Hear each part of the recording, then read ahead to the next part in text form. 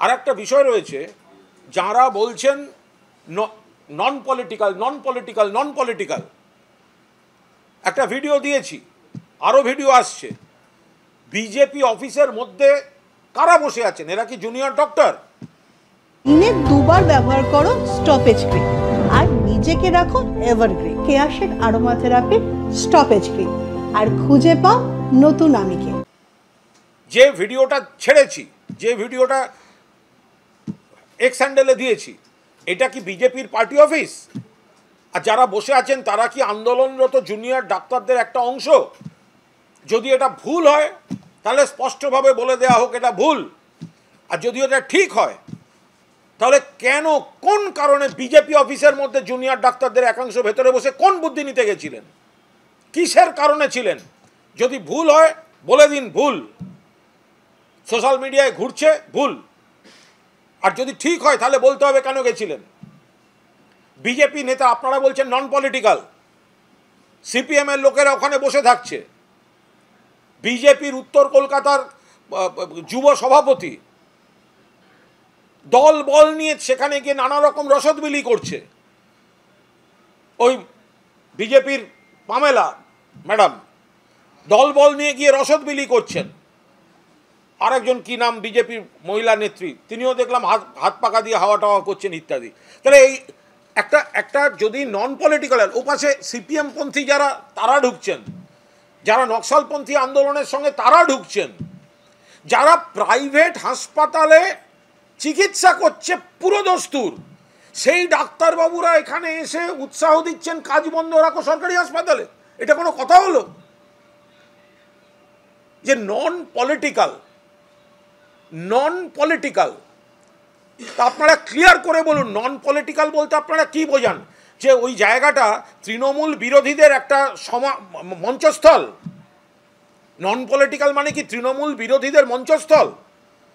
তাহলে আমরা দুঃখের সঙ্গে বলতে বাধ্য হচ্ছি যে এই লোকগুলোর মধ্যে কেউ কেউ আপনাদের বলি দিয়ে তৃণমূল বিরোধী রাজনীতি করতে চাইছে, সেটা আমরা চাই না। মাননীয় মুখ্যমন্ত্রী বারবার অপেক্ষা করেছেন, বসেছেন, যা যা বলার মাননীয় মুখ্যমন্ত্রী স্পষ্ট করে গতকাল বলেছেন। আপনাদের যদি কারুর বিরুদ্ধে কোনো অভিযোগ থাকে, কোনো পদাধিকারীর বিরুদ্ধে অভিযোগ থাকে, যান সিবিআইকে গিয়ে বলুন। তদন্তটা আজকে সিবিআই করছে। আপনাদের সহযোদ্ধার যে ভয়ঙ্কর ধর্ষণ এবং খুন, 24 ঘন্টার মধ্যে কলকাতা পুলিশ একজনকে অ্যারেস্ট করেছে। দ্বিতীয় কোনো অ্যারেস্ট, দ্বিতীয় কোনো আপডেট এখনো নেই। আপনাদের যদি কোনো সরকারি পদাধিকারীর বিরুদ্ধে কোনো অভিযোগ থাকে, কোনো তথ্য প্রমাণ থাকে, আপনারা সিবিআইকে গিয়ে বলুন। আপনারা স্টেটমেন্ট করে আপনাদের বয়ান রেকর্ড করিয়ে দিয়ে আসুন যে এই সরকারি পদাধিকারীর বিরুদ্ধে এই অভিযোগ, এই সরকারি পদাধিকারীর বিরুদ্ধে এই অভিযোগ। তো সেটা তো সিজিওতে, সিবিআইতে মামলা তদন্ত করছে সিবিআই, মামলা চলছে সুপ্রিম কোর্টে। সেখানে দাঁড়িয়ে যে পরিস্থিতিটা তৈরি হচ্ছে, সেখানে মমতা বন্দ্যোপাধ্যায় ধৈর্য রেখে, মানবিকতা রেখে আপনাদের জন্য দরজা খুলে বসে রাজ্য সরকার, রাজ্য প্রশাসন। আর সেই সুযোগ নিয়ে আপনাদের বন্ধু বেশে থাকা যারা, তারা ভাবছে কিভাবে অ্যাটাক করে আপনাদের রক্তারক্তি ছবিগুলো দিয়ে আরও বেশি করে মমতা বন্দ্যোপাধ্যায় সরকারকে বিপদে ফেলা যায়।